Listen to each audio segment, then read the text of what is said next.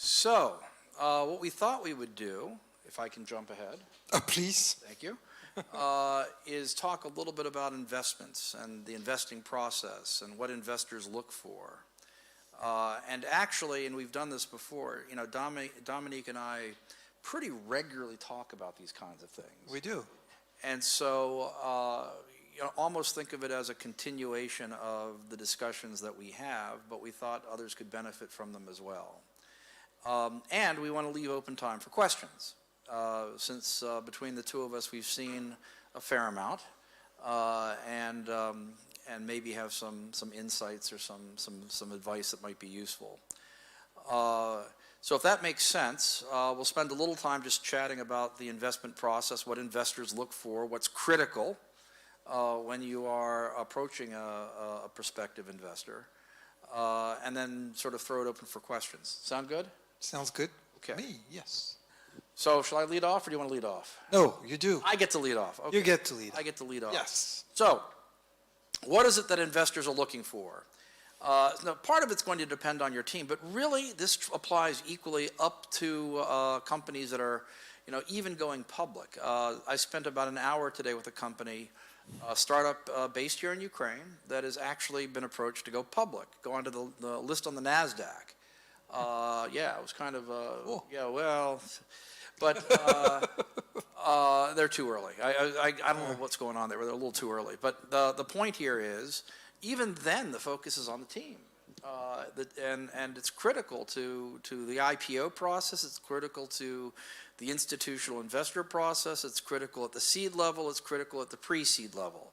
Team, team, team, and team. And that's pretty important. You know, how you present yourself, who's responsible for doing what, how you're organized, you know, who's doing, you know, to what extent are you acting as a team? Even though you might be doing different things, are you sort of focused on the same general, you know, same general targets, things that you're trying to achieve? These are all things that come up. As you get, you know, farther along as a team, you become more coordinated. You begin to, you know, understand how others are thinking. But even though it may be easier to present yourself as a team, nonetheless, the focus very much is on how you are working well together. You don't want contradictions. You don't want people sort of interrupting or overriding others. You don't want the team to look a little less organized than it should be. Agreed? I agree.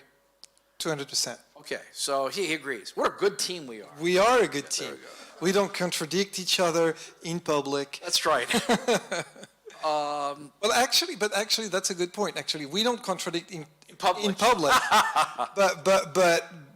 But I think a good team is also a team that actually contradict each other and challenge each other.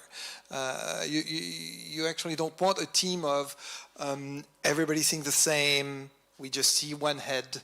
But you want a team that is actually contradicting each other, because you build on top of each other's ideas and concept. I think it's very important, actually. It's not just important in terms of team building, but it also gives you a sense of how, you know, how to address issues that come up from investors. I mean, Absolutely. When we talk about different things, you know, usually we agree, not often. You know, sometimes Dominique is wrong. I'm kidding. It's a joke. It's a joke. But you know, in the process of this, we begin to think through issues that get thrown at us by outsiders. Yes, absolutely. And we begin to think through, well, gee, there's this issue. How do we think about it? What's the right answer? That type of thing. And it's very useful, just in the process, not just of creating the team, but also of dealing with prospective investors. So no, I think that's absolutely right. But I think, I mean, the way I view this and the way I think about it is, usually when we see a tech startup, especially early stage, usually the tech is not ready or the tech is not there. Usually you just have an idea, and actually, and to me, it's been a lesson from Silicon Valley. If an idea looks good to me at first sight, it's probably that someone else already had it. So it's probably already too late to invest in the company. And so I look at ideas. If they're bad, that's interesting. There might be something. And that's actually a lesson I learned from many people in Silicon Valley, but Mark Andreessen mostly, who explained that he missed investing in Airbnb at the first time because he thought it was a really bad idea. He thought, I mean, people renting a couch to people they don't know, complete strangers, this is never going to work. And so he missed the first round. He passed. And Airbnb had actually fairly hard time raising money at the beginning. But the team was amazing. The three founders, they're phenomenal together. And so finally it worked, not because of the idea, not because of the tech, but because of the team. And I think if you don't have the team, then it's harder to fight for your idea. And I think that's one of the reasons why, especially early stage, again, we look at teams because the idea doesn't matter completely. It's not completely cooked. It's not there. But do I have the right chef? And do I have the right ingredients to cook the idea? Dominique cooks really well. It's actually the truth. Yeah, he tried recently. No, but it's absolutely right. The idea. The fact is, you're going to pivot. What you've done today is going to be different from what you're doing a year from now or 6 months from now. And as great or as bad as the idea might be, you're going to continue to evolve it and think through it, and you're going to run into things that no one could have anticipated. It's the team that needs to be able to challenge these things. And so very often it's an assessment of the team. We talk about pitching, and some of you who have been in AO have heard me say this. I really don't care what your 3-year projections are. I just don't care. And when you tell me about your, market entry points, 6 months and 8 months from now, it's interesting. But really, do we really think that you actually have a good sense of how you're going to enter the market a year from now? Do we really think that your financial projections beyond 3 months, maybe 3 weeks, are accurate? No. So why do we have them in there? They're in every deck. They're there, right? Is it because, gee, let's see if he can lie really well? No, it's because I want to understand how you're thinking, right? What do you think your business is going to be doing? Are you prepared to work hard? And if you think the numbers could go up, walk me through why you think it can go up. Do I think you're going to actually do this? No. Things will come up between now and even 3 months from now. Pandemics will arise. But I want to know how you're thinking about your business and how you're thinking about the growth and how you plan to go from here to here. Right? It's very much a thought process. Whether or not you actually do it, it's not a guarantee. I just want to know that you've thought it through and that you're thinking about the business the same way I'm thinking about the business. No, I 200% agree with this. One of the things that is a thing we test, especially when people pitch, is how stress resistant you are. Right. So it's tough because usually people think that investors are terrible people, and sometimes they are. Yeah, sometimes they are, but most of the time they're here to see how deep we can go, because creating a startup is probably one of the hardest things you can do in the business world. Not in life, in the business world. And if you're not stress resistant enough, I'm not going to invest in you.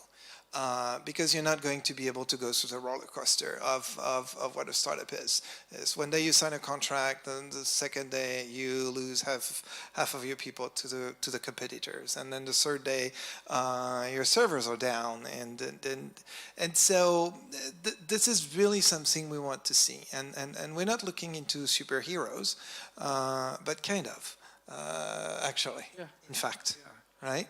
I mean, people that can get punched and respond to the punch, because it will happen. Or another way of thinking about it is your dedication to what it is you're doing. There are much easier, you all know this, there are much easier ways to make money than a startup. Yeah. Much easier ways. Become a lawyer. Right? Don't do that. Or a banker. Or a banker. Don't do that either. But the point is, you have to really love what you're doing and be prepared to get back up when you get punched. And so, again, it's very much an assessment of the team. How well can you think through the issues? Are you able to take fairly complicated ideas and explain them to me in an easy way? Not because I necessarily want them explained in an easy way. I just want to know that you've thought through this enough that you can explain it to me in an easy way. And so when you're talking, 3-minute pitch, why 3 minutes? Why 5 minutes? Why not 7 minutes? Do you think you walk into an investor's office, well, thank you very much. You have 5 minutes. It doesn't work this way. Right? Why are we doing this then? Why do we go ahead and force you to go through these types of weird, fairly constrained, fairly artificial things? Again, it's the pressure, right? I want to know that you're able to work under pressure. I want to know that you've thought through the issues well enough to make them simple. You've made this very complicated idea simple, which shows me you've really thought about it and that it's something that you've spent a lot of time working through. And that's very much the exercise. Actually, little anecdote. They call it an elevator pitch. Yes. But when you go to Silicon Valley, there's no elevator. No, that's right. There's no elevator. So it's a lie. It's just a trick to have you pitch. Well, I was going to say, if you, I'll say this, and you don't be angry when I say this. So, elevator pitch in the States is 30 seconds. Ukrainian elevators, it's 2 minutes. I'm kidding. Slow elevators. But the point is, again, it's the idea is, can you take a complex idea and make it simple? Because, again, it's not. People get very nervous. They say, hold on, if I can do it in 2 minutes, it's too simple an idea. No. It means that you've thought through the issue long enough that you can explain it in a way that I can understand. And that means that you've spent the time, you've thought through the issues, and now you can simply touch on the most important things that I as an investor need to know. It's very much how are you thinking about the business. It's not the technicality of the business itself. Yeah. I think to me it's also about the passion you have. I remember a story from a guy that actually I learned a lot from him. He was a weird guy, but very weird. Tony Hsieh. So Tony Hsieh was the founder of Zappos that he sold to Amazon for a few billion. And Tony created his first company when he was 22 or 23. And he hated it. He was not happy with it. He sold it for 120 million to Microsoft before he could raise any money. So he walked out at 26 with a good check. But he made the decision to sell the company when he understood that he was not willing to wake up to do this again. And I don't think he would have raised money with this business. With Zappos, however, that was a totally different story. He believed in it, and trust me, it was a bad idea. In 1999, pre-internet bubble, you don't create an online e-commerce website that sells shoes. Yeah, Zappos was shoe sales. I don't know. Shoes online, crazy. It really is not supposed to work. No, really not. I mean, when No. this came out, people, hold on, how do I check the shoe? How do I check the fit? How do I do that? From the internet, it was really panned, this idea. Really a bad idea. But then he brought together his founding team, including a guy who is a close friend of mine called Fred Mosler. And he found Fred because Fred was the head of sales of shoes at Nordstrom. The guy had no clue about e-commerce, no clue about internet. Fred didn't know anything, but he wanted a guy who understood the industry and who was passionate about the industry. And then the two of them, wow, they built Zappos, which is one of the coolest e-commerce company in the world, I think. Yeah, and it's the passion, right? It's the ability to, you really have to want to do what you're doing. Yeah. And investors want to see this. It means sometimes that you kind of have to get a little worked up before you go in and talk. It's not, oh my God, yet another pitch. The other thing too, by the way, is, and I've had teams who have pitched 30 times and they're just worn out. Mm-hmm. But it's like me in high school. Okay, you call up 30 different girls and you get a no. All you need is one yes, right? And you're okay. Right? And so you have to approach each pitch in a very positive way because, again, they're assessing the team. They're trying to get a sense of whether or not you're someone they can work with, whether or not you're someone that they're comfortable giving $25, $100, $200, $1 million to. Because at the end of the day, you're the one running the business. They have to be comfortable that you really want to run this business. No, I think. To me, passion is key. I mean, if I'm not, look at Unit City. If you're not passionate about this, you don't Trust me. You don't do it. It's the worst idea ever. But it's working. It's working because we put our passion into it. Because we build an amazing team to do this. Which is extremely counterintuitive. I'm the CEO of Unit City. I know nothing about construction. I know nothing about real estate. This is a real estate business where we do construction, and this is what we do. And I'm the CEO of the business. I know nothing about both of those things, which are critical. Is this like a confession? No, it's not. It's not. That's the way that's by design. They went to Silicon Valley to hire me as the CEO because they say, no, but this is not about real estate. This is not about construction. This is about building an ecosystem. And so we're going to pick up the crazy French guy from Silicon Valley who was going to be willing to move to Ukraine and see the light here. And this is what we're looking for as an investor. Yeah. It says this is that thing that is, they're thinking differently. They're seeing something other people don't see, and so they're going to create something that by design is going to be different. It's going to be and that could fly. Oh, that could fail. I mean, the chances of me being successful as CEO of Unit City are pretty risky, right? And we'll see. Not so much. We'll see. But that's what we're trying to that's what I'm trying to look at when I see an investing. Is there something they seeing in this busy market that we are not seeing? And if they're seeing what it is, and that's going to make them special, unique, that's going to make them find a way through growth and potentially through success. And once again, I'm talking about Airbnb, but think about Uber.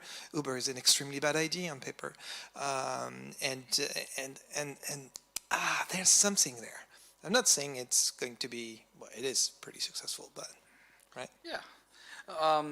So at the end of the day, and it does turn on team, and I think we're beating this one into the dirt because it is so important. I've met with folks who are fairly later stage investors. They are Series A, Series B type investors, and I'll talk with them, and they want to meet some of our teams. And I say, we're not Series A. I mean, we're pre-seed, seed on a good day. Many of our companies. Why do you want to talk to them? I want to see the team.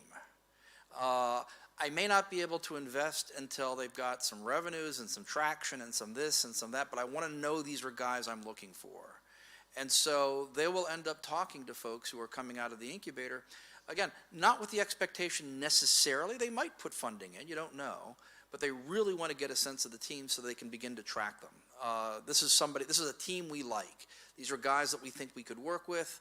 Again, because of the parameters of our fund, it may simply be because they've limited themselves, right? The terms of our fund are we can only do Series A. Our minimum ticket is $1 million. There's nothing I can do about it. I like you guys a lot, but it's $1 million. You're not there yet. But I still want to know who you guys are because at the end of the day, I expect that you're going to get to a point where we can invest. So when you have people who are talking to you, and I'll have people that, well, gee, they only do a $2 million ticket. Why should I talk to them? I'm only looking for $500,000. You will get to the point where you want 2 or 3 or 4 or 5 million. This is the time to be talking to these guys because they will want to continue to talk to you, right? They will want to know every 6 months, how are you doing? And if they don't call you, you should call them. Hey, I just want to tell you, here's what we're doing. Right? We had this really cool idea. We're doing such and such. And at some point in the process, they may turn around and say, fine, let's sit down and talk. But even if they don't do that, they're going to be making judgments about you as a team. And this is critical, right? This is very much the heart of what's driving, for both good and bad, the investment decisions that are made. Okay, I have a question for you. What about trends? Because VC tend to invest in good team, but they also tend to invest in 10 companies that are doing the same thing because they feel that the market. So is it something that those guys should follow? And so there are debates on this. So like when social media is done, you don't come with, hey, this is cool, social media is cool, whatever, and so you're like, no, dude, I mean that's over. Yeah, so there are debates on this actually. one view is, well, first of all, there are a lot of VCs that just do really poorly. Yes. They just don't know what they're doing. And in fact, a large number of them don't do terribly well. And that could be because they're all riding the same bad trend. And you will see this. There was a period, as I think you all know, where if you added the letters AI at the end of what you did, you were going to get funding. I'm selling hot dogs, AI. Oh, perfect. And so that type of trend investing tends to be, I think of it as more emotional, and people trying to, do the cool thing, which I've never thought of as a smart, medium, or longer-term investment strategy. Another is where you're seeing trends in the market, and you think they are real, legitimate, long-term trends. You just don't know which horse to ride. Those tend to be, in my experience, funds that are a little bit more specialized in a particular area. So, for example, 3D printing. Okay, 3D printing seems to have real legs. There was a period where it seemed to be a little faddish, but now it seems to have real legs. You're going beyond, printing candy or plastic to now seeing, real sintering, right, metal sintering, and stuff that's done actually even at the molecular level, right? They're really getting smart at this stuff. There are 10 or 5 different 3D printing companies, not just in the States, right? There's a really good one in Boston. There's another good one in the Netherlands. Who should I be riding? And maybe because I don't know, I ride both of them, right? But in that case, it's a little less a trend and more a prediction as to where the industry is going. I think I'm going to go ahead and, because I'm specializing in this case, 3D printing, I'm going to focus on the 3 or 4 companies I think are best because I don't necessarily know which one is going to work well. You'll have some investors that think that they might over time create synergies amongst the portfolio. I've never seen this actually work, but you'll sometimes see them, well, I've got company A and company B. One of them will win. Whoever the loser is, we'll try to sweep them up into the first company. So there's a portfolio strategy. Again, maybe it works. I've never seen it work, but maybe that's part of it. The other view is broad diversification. And that tends to be, I think it's a more common view today, right? That I really want to go ahead and, yes, I want to be specialist in certain areas and I need to be expert in certain areas, but I'm not going to put all my eggs into 3D printing, right? I'm going to look across and maybe even do it at an earlier stage. And the theory there was, if you look at most VC funds, 98% of what they invest in is either flat or down. It's only 2% that take off. Another way of saying it is that, the chances are that on balance, most of my investments won't do well. It'll simply be a few that do well. Well, to hit a home run, I have to be at bat. And to be at bat, I need to be at bat often. And so what I should be doing is putting a lot of smaller investments across different industries because one of them will hit. And so it's different strategies, different funds do it differently. If it's simply a fad investment, again, I'm not a big fan of it. You'll see people do this. Trend investments, right, where they're looking at industrial trends and trying to go ahead and map out the risk, makes a lot more sense to me. Personally, I'm more of a diversification guy, though. I think the idea that, particularly in a country like Ukraine, right? Ukraine seems to be a market that is a mile wide and 2 inches deep. You don't see heavy, deep areas. 1 or 2, maybe you see it in blockchain, crypto. It seems to be a little deep in Ukraine. But by and large, you end up with a lot of businesses that cover a lot of different sectors. And so if you're looking at Ukraine, it's more of a Ukraine, broad tech sector play, as opposed to a fintech or an ag tech. Which isn't to say there aren't really good ag tech or fintech type businesses, but you don't necessarily do the same type of a trend concentration that you might do in, let's say, the U.S. or Western Europe. Mm-hmm. How's that for a very long answer? No, I think that's a great answer. I mean, I feel exactly the same. Once again, in Silicon Valley, you tend to see all the VC investing in the same thing at the same time, but there's really 10 who are making the market anyway, and then sometimes you start to see them, which is, I think, actually the case right now, a little bit derailing. It's like Andreessen Horowitz saying, "Oh, we're going to do Clubhouse," right? So, which is really a monster of Andreessen Horowitz, because they want to be a media company and not a VC company, and I think that's a huge mistake actually. But I get it. I get the reasoning behind it, and so we don't see that in Ukraine. So we don't have those monster VCs Yet.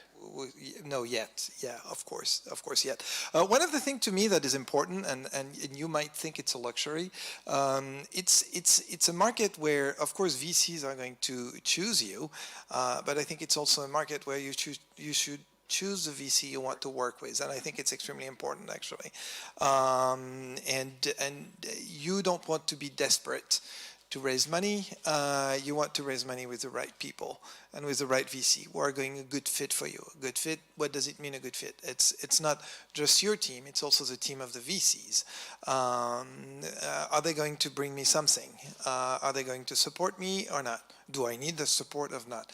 Do they have a big Rolodex? Are they going to open doors for me or not? Are they going to be with me on the bad days and not only on the good days?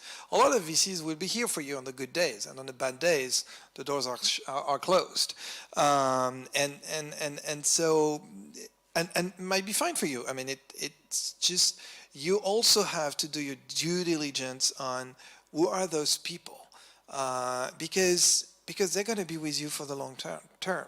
I mean, they're going to own part of your business, and they're going to want to potentially be a little bit involved, and they have their own end game. You have your own end game. A VC has an end game. Usually there's a timing where they need to see a return. So, and you really have to think about this. And so, I mean, to me, it's really should be a two-way relationship. It's interesting because I think right now in Silicon Valley we see a reverse of the trend. As it used to be, the VCs are the king, the startup are, please give me money. It's right now it's exactly the reverse. There's so much money. There's too much. No, there's too much money chasing too few deals. Too few deals, and so the VCs are fighting for the good startup, and so which is kind of ironic and interesting to watch, right? Yeah, no, I mean, very much what Dominique is saying. What will ultimately happen, we're not there in Ukraine, but, looking out 5 and 10 years, VCs are going to pitch you.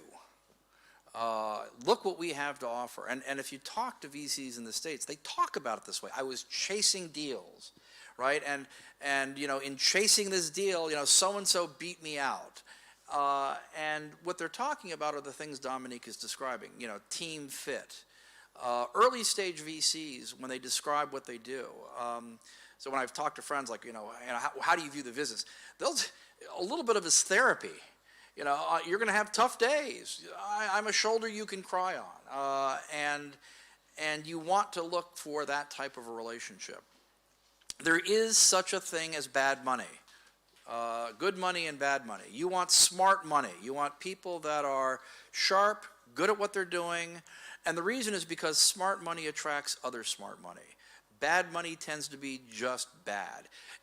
It is true, there will be cases where you have no choice, but you have to go ahead and take the funding because you need to grow. So be it, it happens. But to the extent you have a choice, and Ukraine is moving in that direction, it's not there yet, to the extent you want to be thinking more generally about the other things beyond capital that the investor can bring you. And you also, really when you're negotiating the deal and thinking about the investor, you're thinking about the next deal. You are always thinking about the next investment. So if I'm looking to, this guy named Whitehead, God help us, right, for money, I should be thinking about, well, how's Dominique going to be thinking about this 6 months from now when I'm trying to raise additional money? Because at the end of the day, it is more like a partnership. And as Dominique might be happy with you, but that Whitehead guy, maybe not so much. And so it very much ties into not just funding today, but funding in the future, not just capital, but other things like reputation, like the networks that they might have that play into whether or not this makes sense for you to do.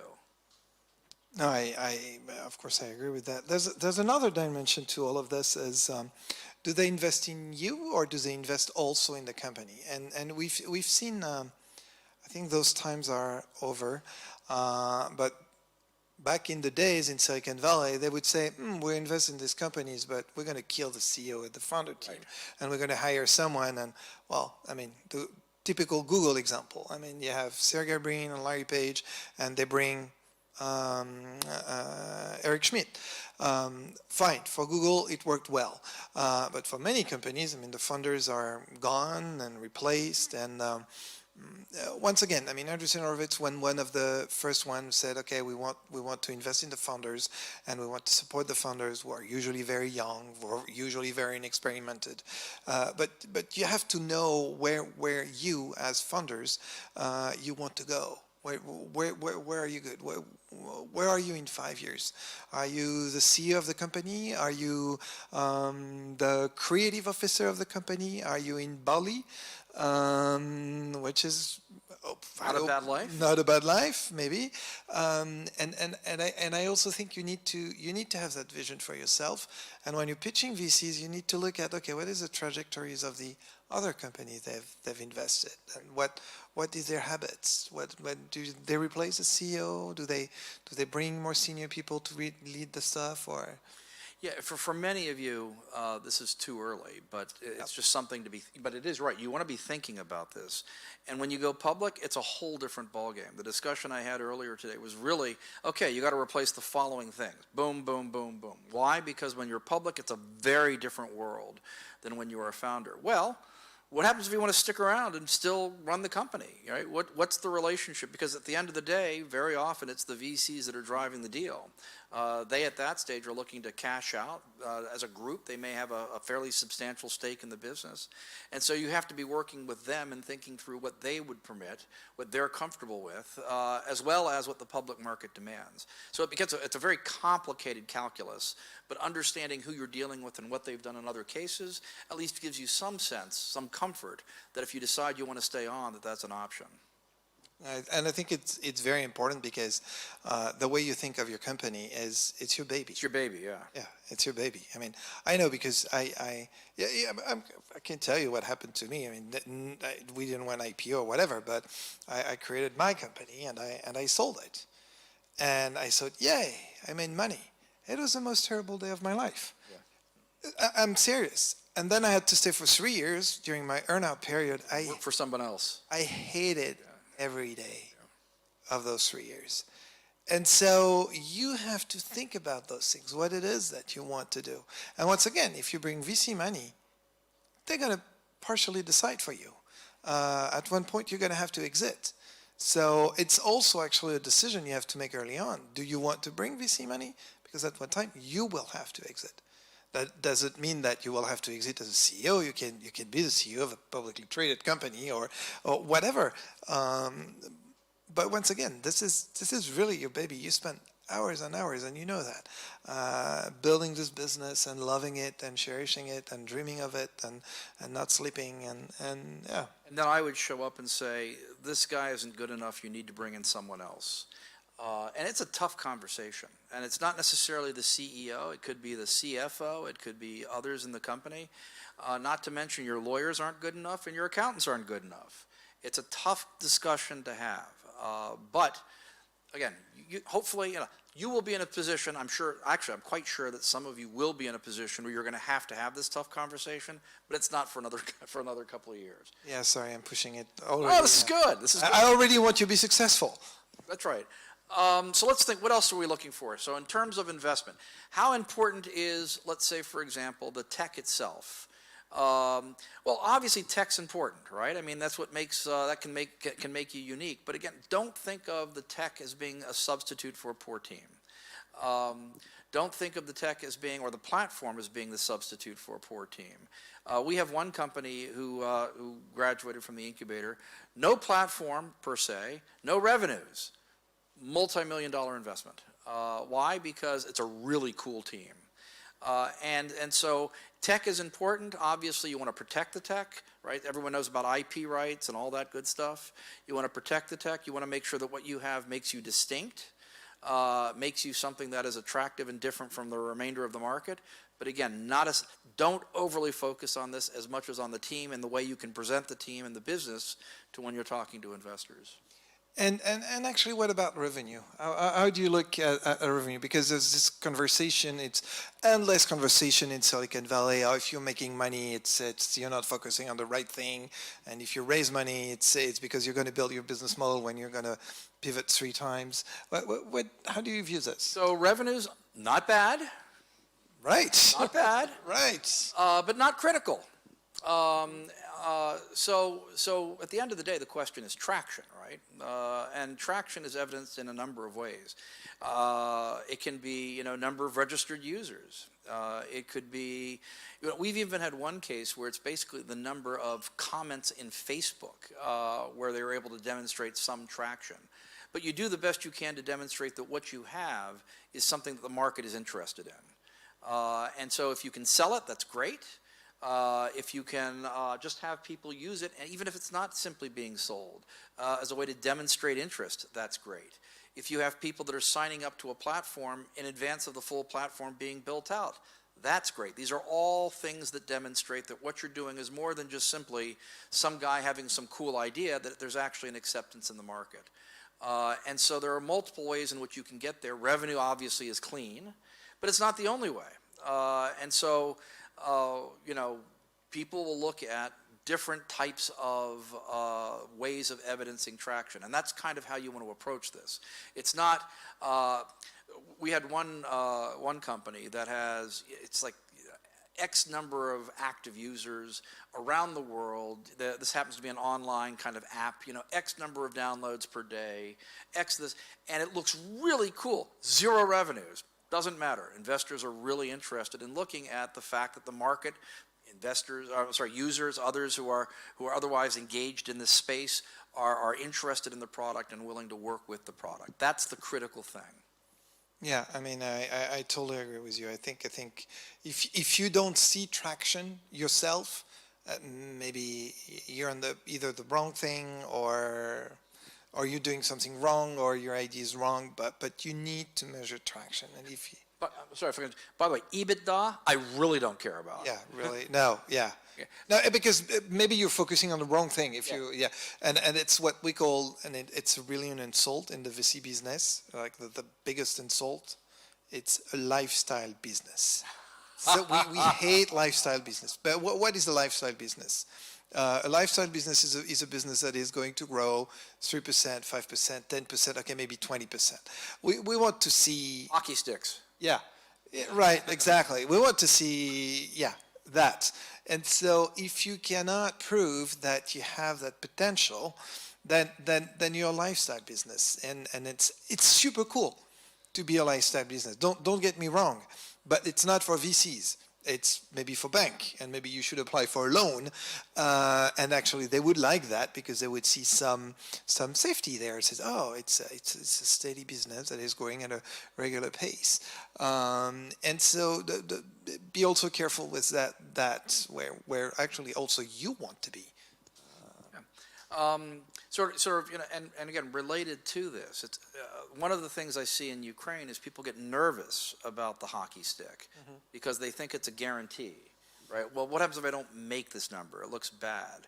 But again, the idea is not whether or not you're going to hit the number. The idea is whether or not you can show me how you think you'll hit the number, that you're thinking about it this way, that your approach to the business is my approach to the business. It goes to the nature of the partnership. This is not just, here's capital, thank you very much, I'll see you in 2 years.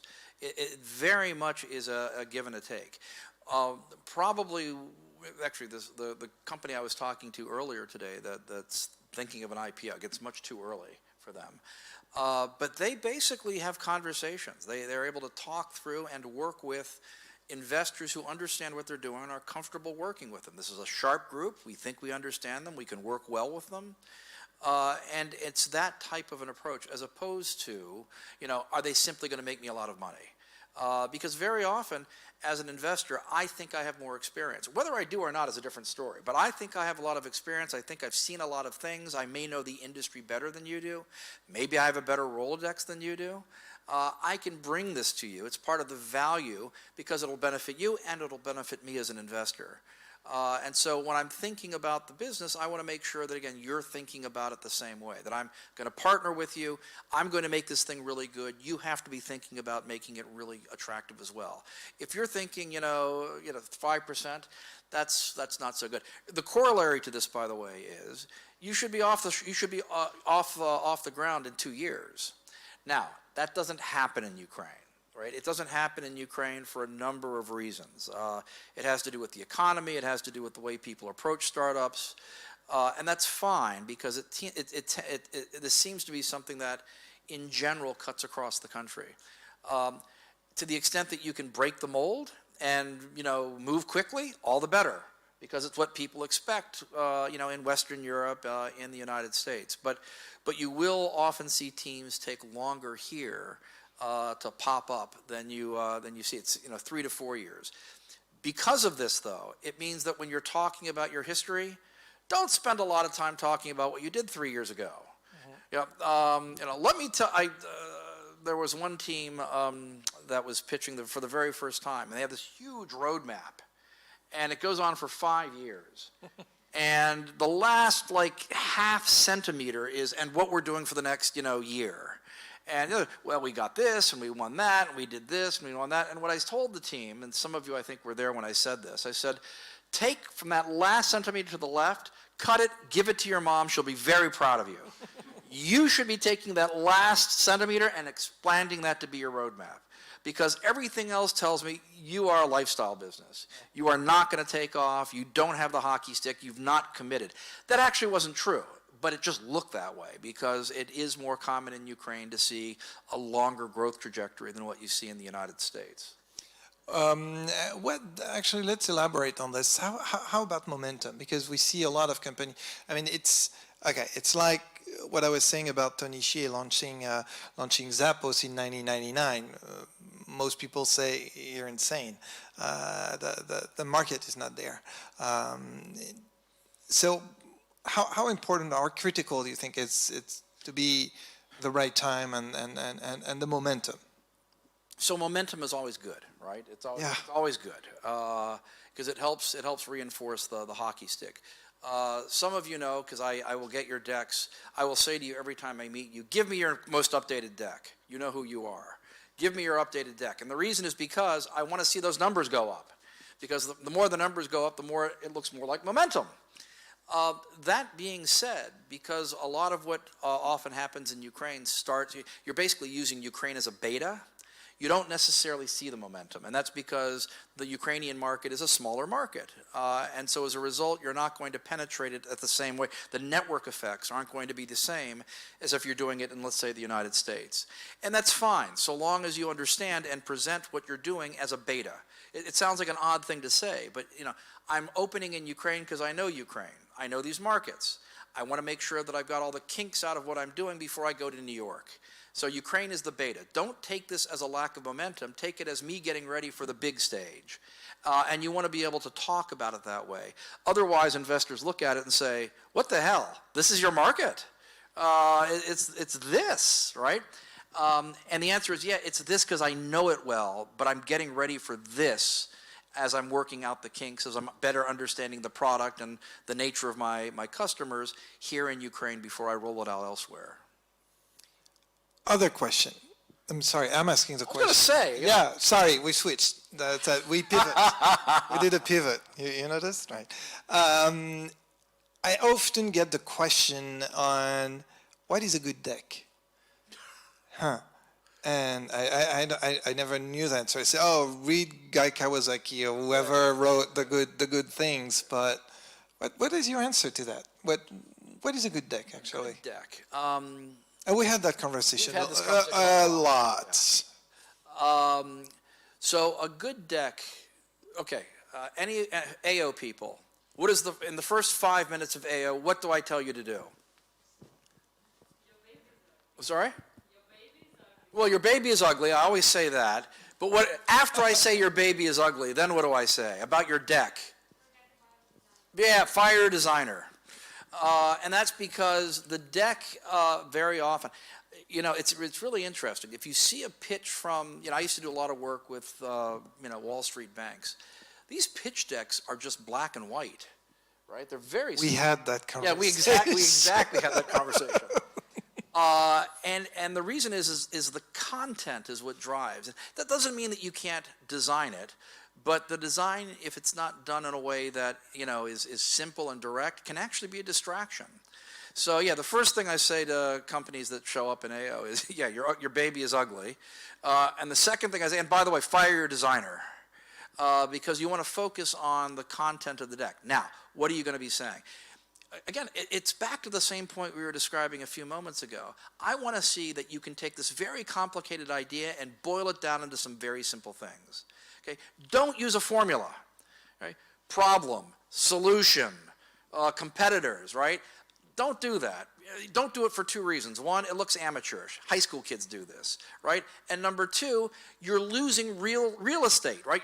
Your deck is real estate. Instead of saying problem, you should have the problem is this. Instead of saying solution, here's how we solve this problem, right? Think about how to take these complex ideas and boil them down into some basic things.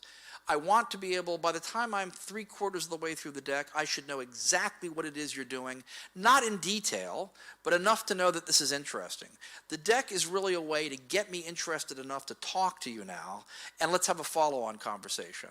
So if you can take these fairly complicated ideas, boil them down in a way that I can, just simply reading them, understand what you're doing, I'm going to call you up and say, now let's have a conversation. I have a question about page 3, or what does page 7 mean? So simple, direct, punchy, right? Pick up the points that make you strong. Don't simply focus on strong. If there are weaknesses, highlight those as well. You want to present the story. It's your story. You want to present the story in a way that is most, you know, beneficial to you. If you have stuff that you think would benefit from detail, I've got something on my market and how I calculate it, that's fine. Pop it in the appendix. Right? Because if I'm really interested, I'll go to the appendix. Those of you who have seen me read decks know I actually skip the first 8 pages. I go to the appendix because I actually want to see how you did calculate this. But most people don't do this. They'll read through the deck first. I do. That's right. I do. He does. Yeah. You have to be a real. I do. You have to be a real geeky guy to just like go straight to the appendix. But the point is, I want to see in 7, 8, 9 pages that you're able to convey this idea that gives me a sense of how you think about the business and whether or not you're thinking about it in a way that, you know, is exciting for me. And at that point, we'll talk. We'll have this follow-on conversation. It's not like, again, what happens in pitch contests, right, where I've got 5 minutes and then there are 3 minutes from judges. It just doesn't work that way. It's an exercise. It's a smart exercise because it gets you thinking, puts you under pressure. It gets you thinking about how to say these complicated things in a simple way. But that's ultimately what you're trying to do to get that second meeting. And after that second meeting, you want that third meeting. And that's ultimately what you're trying to do with these decks. So I agree, and part of me disagree. Not disagree. My Silicon Valley culture is more on the Steve Jobs side of things, which means I love design. Yeah. And I'm passionate actually about design. And I hope you see this in Unit City. We're very passionate about design. We do spend a lot of time in this. And Steve Jobs created that type of deck. But we have to be clear on what are those decks trying to do. They're sales speech. That's just they are, and they want to sell you desire. The idea that you need this new phone that is, by the way, exactly the same as the previous one, just a little bit larger, a little bit more expensive, and that does exactly the same thing.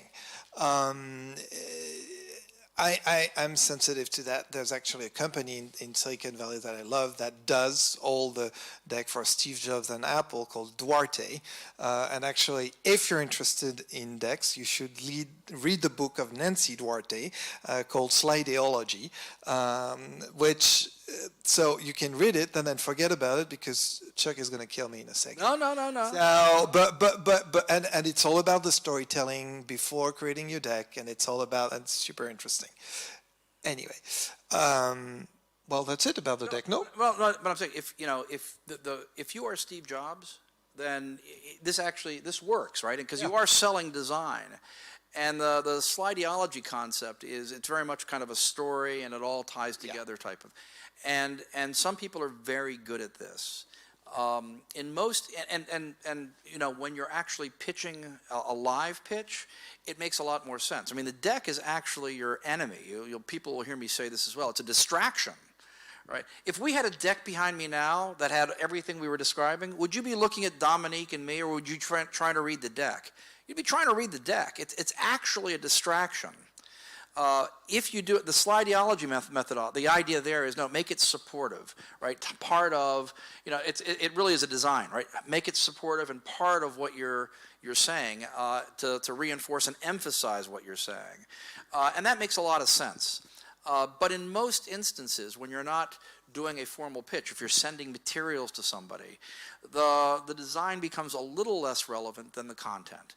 And so you start with the content. You can do design. Design is fine. Although some of you know, when I read your deck, say, what the hell is this? So the design is fine, but it's not a substitute for content, is maybe the way to think about it. It is what you do after you're comfortable that the content's in place. Okay, great. And so it might seem to be a little bit very different, but now I would like to talk about what am I looking in you when you're pitching. What are you looking? Can they tap dance? Can they sing? Mm-hmm. So, you know, it's interesting. I have to say, in Ukraine, so I've been on a lot of judging panels. And it almost seems like a public speaking contest, you know, or almost like a mini acting contest. And so the winners very often are the people who literally kind of go up on stage and they can just chat, but do it in a way that is engaging and is really almost like acting. I actually hate that. I'm not saying it's bad, but I actually don't like it because, again, it's like the design piece. If it's that plus content, I love it. But rarely is it that. Very often it's just people that are just up there and they can speak a lot and they get excited and whatever. And when you start to push them on the content, it's not as strong. And so at the end of the day, I'm less interested in the pre-screened pitch because, you know, if you've practiced it, and hopefully you've thought through what the tough issues are, although I'm going to be looking for that. And I'm more interested in the follow-on questions. Now, the follow-on questions, and you should, for those of you who are pitching, you should recognize this. About half the time the questions are really stupid. Yes. They are. But you know what? Investors ask stupid questions too. Partners ask stupid questions too.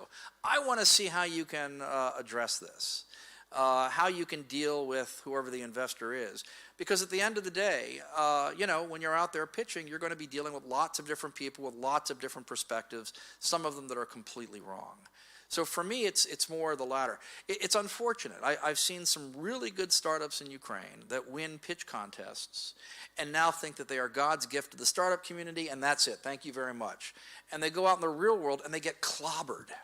And the reason is because the stuff that makes them look good on stage, well, let me do it. One-on-one, it doesn't work. Right? One-on-one, you're across the table, and someone says, okay, fine, page 72, right? What does this mean? It doesn't work. And so these teams end up actually being hurt by winning pitch contests. So again, some of you have heard me say this before. I don't care if you win pitch contests. I really don't care. And do it because it raises your profile. Why not? Do it because, you know, it's good practice for real pitching. Why not? Do it because it can be fun. But don't do it because it has any real substantive meaning in terms of real investor connection, right? At the end of the day, it's going to be this type of a meeting, and you really have to tell me your business model. What is it you thought about when you developed it this way as opposed to that way? Much more relevant. And the closest you get to that during pitch contests is the Q&A. For me, there is something that is very important, and it's actually really hard to do, especially when you're passionate about your company. And when you're completely in that, is what is your capacity to listen? It's actually rare. in general. People have a huge tendency, especially people with strong character, which are called entrepreneurs. They have a tendency to know, and to usually know better, which is of course wrong, or of course not true. And they have a tendency not to listen. And I think, to me, one of the things I'm really looking at is this person going to be able to take feedback? Which means to listen. Coachability, yes. And it's to me, if I feel that people who are pitching are not going to be coachable, I'm like, you know what? Not for us, not for me. Yeah, and it very much again ties into back again. We're assessing the team, right? It's a almost everything we talk about kind of takes you back to the nature of the people that I'm working with, and am I comfortable that these are people that I can work with as partners? So it could be, the listening part. I agree completely. The listening part is quite important. You'll see this in Q&A. Someone will ask a question. Excuse me, white, and the response is going to be, well, green, purple, and orange. And where was this person not listening? Right? The question was pretty straightforward. The response is all over the place. Is that because it could be because they weren't listening. Well, that's not a good response. It could be because they didn't understand the question. Well, the investor isn't going to say, well, that's because I'm an idiot. The investor is going to say, well, you didn't understand my question. Okay, that's not a good response. It could be because you don't have an answer. Well, that's not a good response. Being able to sit back and listen to the question is important. A trick, if you're not sure about the question, reframe it. Well, white. If I hear you correctly, I think what you're asking is green, right? Green, I think, is what you're getting at, right? Let me explain it to you. It gives you a little bit of time to respond, and you're able to reframe the question in a way that is actually responsive, as opposed to, what the hell were you asking me about? But this all goes back to listening, it goes back to perception, it goes back to whether or not I think you're someone I can work with. Other topic which is interesting to me too is, what are you going to do with the money I'm giving to you? Yeah. Right? And I think that's an important one. And I remember, I don't know if you guys were at IT Arena last year when it was still something. So there was the founder of Ajax, and I'm an absolutely huge fan of that guy. And he was like describing what he called a smoothie startup. And a smoothie startup is, I'm going to take all the money and I'm going to do a lot of marketing and I'm going to do a lot of events and I'm going to do a lot of talk and 10% for the products. And you see a lot of those. Especially in Silicon Valley right now, where raising money is so easy that you see companies who are raising money just because they can. And sometimes you ask a founder, why are you raising money? Well, because I can. I can, yeah. Yeah, well, I can. So fancy office, free lunch, not a good sign. And personally, I believe in the cockroach strategy more than anything else when you're the boss of a startup. So, the cockroach is the only animal that is going to survive a nuclear war, which is what you should be as an entrepreneur. No, right. So what are you looking at when people are saying, okay, well, you're raising 10 million, what are you going to do? Or you're raising 10,000? Yeah, so when someone is raising funding, right, I want to know that they have thought through and they have very specific outcomes that they have considered for the funding that they're asking for. So whether it's 400 for this or 300 or $1 million, whatever it is, I want to know, and it doesn't have to be in the deck, it can be in the appendix when we're talking about pitch decks, but I want to know that you have thought through exactly what you're doing and you can tell me what your expected outcomes are. Now, what does it mean? So you're going to tell me I'm going to spend, $40,000 on such and such marketing. Fine. What does that mean for you? How many customers do you expect? Right? What is the revenues that you expect to be tied to this? By the way, doesn't mean it's not a guarantee. It doesn't mean that if you fall short, that's bad. I just want to know that you've thought about this, that you've said that for each dollar I'm giving you, this is what I'm thinking of doing with it. Here's what the expected outcome is. And you know what makes you a superstar? Is after I've given you the money, you come back and say, here's what I thought I was going to do, here's where I exceeded, here's where I fell short, and here's why, right? Because then this person is managing my money, because I've put the money in, the same way I would manage the money. And even if they're not hitting the numbers, that's okay.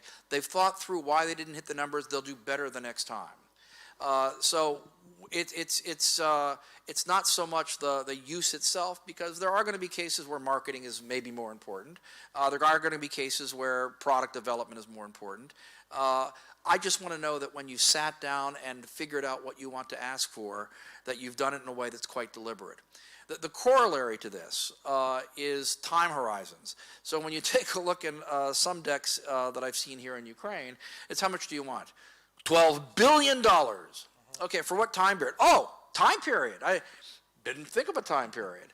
And so you want to be thinking through what your horizon is, keeping in mind, right, from an investor's perspective, the more I can look at you, the more optionality there is before I commit additional funding, the happier I am.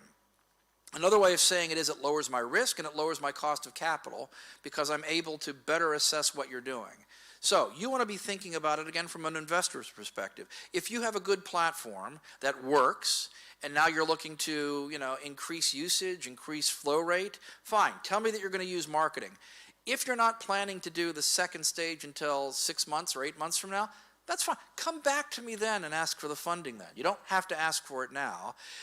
From my perspective, it makes it easier for me to give you the funding you need now, because of this greater optionality. I get another look. There's less information that's ambiguous. It means that the risks I'm taking are lower. And so I'm more inclined to give you the funding you're asked for now. And if you continue to do a good job and you come back and you explain to me what you did well and didn't do so well, I'm also going to be more inclined to give you that second step funding. So you want to think about it in terms of time horizons, but also very specific on how you're going to use the money. And to be the rock star, come back and explain where you fell short. Show me the metrics and how you got there. And I think to me it's also important that you explain the why. Why you decide to spend the money. I'm going to give you an example. Some people are shocked in San Francisco because they see those startups who just raise money and they take amazing office space. And you're like, what? Are you spending that much money on those free lunch, amazing office space, etc.? And then if the founder comes to me and say, look, the talent market is tough here. I can't hire. This is me hiring right here with this amazing office space and the free gym and the free food. And so, okay, you have a good reasoning. You can show me the numbers that how hard it is for you to hire people, and that's a way for you. And can you show me some metrics? Are you hiring better? That maybe yes. In Ukraine, if you come to me and you say, "Ooh, I've raised 10 million, and I just bought a floor at Unit City," I'm like, "You're nuts." Actually, what he's really saying is, "Oh, that's great. It's Unit City." No, me, yes, as Unit City, but as an investor, I would say you guys are nuts. You will do that when you're Microsoft. And by the way, this is also when we talked about smart money and less smart money. Yes. There are investors, there are incubators here in Ukraine where you just don't know what they're doing with the cash. They've gotten some funding and they are in the most expensive real estate in Kiev. It may make them warm and fuzzy in the morning when they show up at work, but it's not a smart use of money, because at the end of the day, it's not where the value is. And so you want to be thinking about this when you're dealing with folks. I mean, do they understand the use of money? Because at the end of the day, that's going to make you strong. Having their support, knowing that they have a sense of, being efficient, not wasting the money, is going to make it easier for you as you're trying to build your business to work with them, right? As opposed to the guy that takes the floor at Unit City. Yeah. As good as that might be. As good as it might be for me. So, well, think about it, but when you're making real money. I mean, the other, and in some startups, I mean, you hear about this, I think on TV serials, but it's true. Right? The startup guys that live on ramen noodles for months on end. Yeah. Right? I mean, one of the early stage incubators in San Francisco. This is a crypto incubator. The guys lived in basically closets up on the second floor. They would come down to work during the day, and they lived in closets because they'd sleep there because they had no money. What little money they would raise, they were putting back into the business they were working on.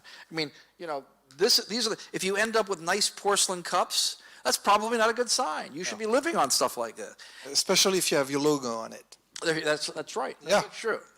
And again, there may be an argument for it. Sometimes, it increases my prominence, or it makes me look more attractive and cooler, and that's good for business. And okay, you'll think about that. But even within, I don't know if the AO people are here, they'll tell you, we want we want to get this toy to give to people. I go, no, it's too expensive. Oh, come on, it's kind of cool. I understand it's cool, but it's just not the way you run a business. And you need to be thinking about it the same way. Yeah, that's more for Unit City. Yeah, well, That's more what we do. Yeah, That's more what we do at Unit City is a different kind of a business model. We are a lifestyle business, for sure. That's okay. That's okay. And no, look, when you are as dominant and as established as Unit City, you can have tchotchkes too. You can do whatever Thank you. Makes me happy. But as a startup, or as someone who is just tied to building startups, lean. And this is that you hear the lean, right? The lean methodology. This is not the lean methodology you hear about. We're talking about you fight for every penny, because at the end of the day, it's the cockroach. Because at the end of the day, you want to be as tight as possible in how you're working. Investors will love this. Investors love this. Of course. It means you're using my money wisely. You're telling me that you're going to manage the money the way I think you should manage the money. How are we doing on time? I don't know. We're over time. Are there any questions or rebuttals? Yes. I have a personal question. I'm a CEO and I have a brilliant CTO. He's phenomenal in the way how he manages the technology. He's one of the top guys in Ukraine in sensor fusion, deep algorithm, etc. So you talked a lot about the team. Who should be the next co-founder, potentially? A CFO, or who is the guy who will be the asset? That's a good one. So the three things I think should be on a team. The three skills are the technical person. You've got that. The person that's going to be managing the overall business, dealing with investors, you've got that. And the person that's going to be focusing on the market, developing the market, and if it's a hardware, production. It sounds like you don't have that. You don't need a CFO. You know why you don't need a CFO? You don't have an F. Okay? When you get an F, you can hire a CFO. Right now, it's just C blank O, right? But you need market, you need product development. And that's a skill set that is critical as you're trying to expand and grow the business. If you're going to bring in another founder, it's someone who's either production or market or both or either, depending on what you're doing. You will see startups with CFOs. I don't understand this. We've even had, you'll get lots of C's. And investors will say, what is this person doing? You might say at some level, well, it means I've got a bigger team. The concern that folks have is that it's a distraction. You don't have a focus team, that you've got too many people who are there. And as a corollary to that, not only do I want you to be focused, I also want you to be incentivized. And if there are 20 of you there, or 10 or whatever the number is, it means that perhaps you're not as incentivized because your equity stake isn't as great. And again, it's a little bit more diluted. I want to know that there are 3 people who are responsible, that when there's a problem here, it's not going to be this.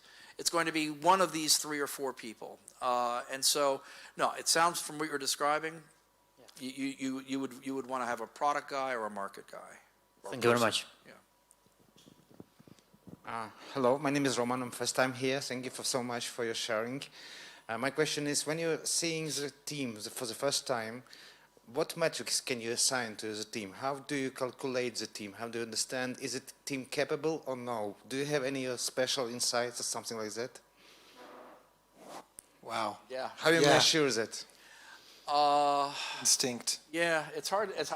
Yeah. Well, right. I mean, honestly, after years and years and years, instinct. And actually, it's not a story, but it's what I feel. I'm gonna give you my example. I'm an entrepreneur, and I sold my company, and now here in Unity City, I have a boss, right? I don't like having a boss, right? But the guy has such an instinct that he can read me, and he said, Dominique doesn't like having a boss. So if I start acting as a boss of Dominique, Dominique is not going to be happy, he's going to quit. So, so which means that some people, and I hope I'm like that, I think Chuck is like that, instinct is the first thing. then, and that will be enough for the first meeting. That's enough only for the first meeting. Then we will test you. And you would go through the stress test, and for sure. And this is what we're going to see. I mean, what I'm trying to do is I will try to see, okay, where are the contradictions? Where are they going to fight? Where are they going to fight to the point that it's going to break? And I don't want to invest in that. Or are they going to be a real team? Do they share the same core value? And sometimes you ask stupid questions. Just to understand what are your core values. And if you're not aligned with your core values, it's not probably not going to last long. So, and those things, it's hard to predict. So which means that you need to know each other. That's why, for example, when you choose your co-founder, spend time before on the core values. On do we want the same thing? Yeah. Yeah, and sort of in line with what Dominique's describing. So it's sometimes just small stuff. Are you showing up 5 minutes early for the meeting? Sounds stupid, right? But I want to know that you're there and you're really, you value my time. How you're driving a sports car? And the other ones are on bolts. That's right. Yeah. Are you when you come in? Are you looking me straight in the eye? Are you confident in what you're saying? Are you overly confident in what you're saying? There may be things that I don't expect you to have an answer for. Are you going to go ahead and try to bullshit me on these? Are you going to rely on your other co-founders to answer a question? Yeah, I mean, to what extent are you working as a team as opposed to an individual and people sitting around you? So these are all, they're kind of small things, but they fit into this instinct thing that Dominique is describing. It's hard to describe. It's sort of judgment that you develop over the years from working with lots of different people and investing in lots of different other opportunities, and you get a sense of, yeah, this works. This feels like it works right. This is why you sometimes miss deals. All right, because there is no hard metric, right? This is why you don't necessarily pick up Airbnb. Maybe it just didn't feel right. But at the end of the day, you have to be comfortable that, what you don't want to do, the alarm bells are going off, right? But the alarm bells are going off. You don't want to be making the investment and go back, why didn't I listen to the alarm bells? And so it very much drives the way you approach a team. But there are small things that you can make you present better. When I say to you, hey, do you have more information on X? Well, yes, I do. I'll get it right back to you. And you wait a week to get it to me. Not a good answer, right? Get it to me the next day. If that means you have to work all night to get it to me the next day. Are there a lot of typos in what you send me? It sounds really bad. He and I have talked about this too. I mean, are there a lot of typos? I know. Because, if you're not paying attention to the small things, how do I know you're not paying attention to the big things? Again, it all sounds a little childish almost, but they all go to this broader point of what's my sense of these people? And different people react differently. Don't give them an opportunity to discount you, right? Do all these small things to minimize the likelihood they're going to say, there's something not quite right here. One of the easy one is to be on time. Be on time, yeah. So is it about impression? Yeah, but it's not. It's more. It's an impression in the sense that it's a little intangible, but it's not an impression as in, I don't like his haircut. It's not that, right? Or, gee, those shoes, those don't work for me. It's more, how do I see you? Well, those shoes are fine. It's more how I see you as a business person and as a colleague and as someone who I can work with. And are you going to be someone who I'm going to constantly worry about, or are you going to be someone who is going to be really on top of things and I'll feel very happy that I invested in? You have to understand that the business of being an investor is an art, not a science. And so, as every artist, we work with our heart, with our feelings, with all of that, and we try to pretend that we've looked at the numbers for 200 years and we know where all this is going, but the reality is Yeah, we do that as well, but we have a vision of the future, and it's just a vision, and it's the future. So we don't know. So once again, I mean, it's more an art than a science. And it requires a lot of craftsmanship, actually, to become a good investor. It's a lot of practice. And so we learn by our mistakes, and actually it's also a business where you fail a lot. Actually, you fail way more than you succeed. So you're like, what's going to go wrong with those guys? It's kind of like the way we think. You know, it's a funny thing. A $50,000 investment is actually more difficult in some ways than $1 million investment, right? Because at $1 million or 2 million or 3 million, I'm paying attention to you, right? I've now put a lot of money into you, and I have every reason to pay attention to you. At 50,000, you're just an irritation, right? You could do really well, but if you don't, you're just embarrassing me. And it's not like I have to spend time to get you up and running. It's not like I'm going to get a huge return because I only put in $50,000. And so at your earlier stages, right, you want to sort of present, I'm the kind of business that you invest in, and I'll make, things will work well. And it goes to this kind of this odd thing, how do I feel about you? Do I think that you're going to, run the business in a way that I would be comfortable, even if you blow it up, right? Am I comfortable that you're going to run it in a way that I'm not going to be embarrassed by? In sort of the corollary to what Dominique was saying is, it's also a business of large numbers at the early stage. Right? There are going to be 100, 1,000 emails that show up in someone's inbox. I have a friend that does early stage investment in New York, and I couldn't reach him for months. Why? Because he wasn't reading my emails. My email was like number 98. And I finally called him and said, what the hey? But you get a lot of these things, and I've got to sort of sort through them, decide who I think I'm going to put money in. It's kind of this feel because there is no formal metric. And who is it that when they lose money, at least I'm going to say, well, it's not like there was something weird about what I did. And it ties into, again, the small things begin to matter in that case. Thank you so much. Yep. Very You're clear. welcome. Okay, watch out for this one. Okay, ready. She's a lawyer. Oof. Yeah. You too. Yeah, I know. Oh, okay. So it's for a him. problem.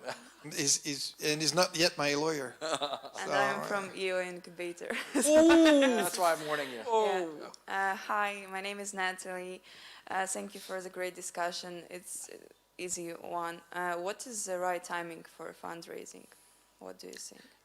You graduated now.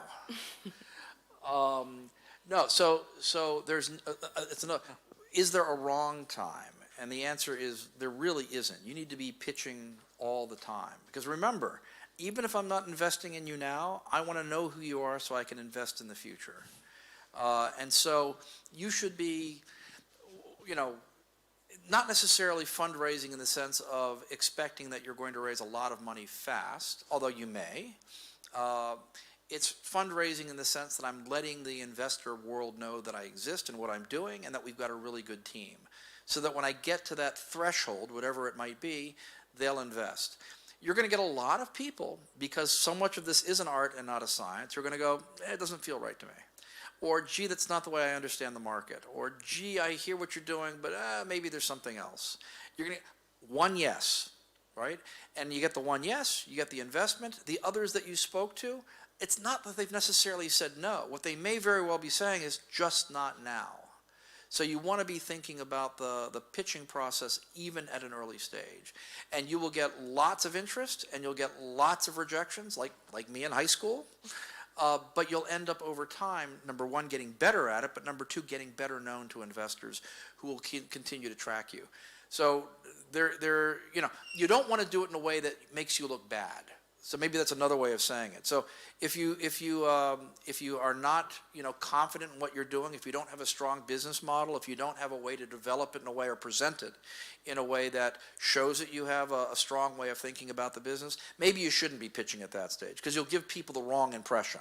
That Natalia, I met her 6 months ago. She had no clue what she was talking about. I don't want to talk to her again.